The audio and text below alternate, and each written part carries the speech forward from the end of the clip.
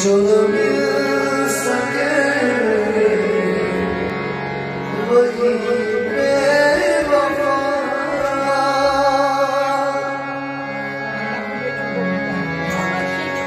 जो न मिल सके वही बेवफा।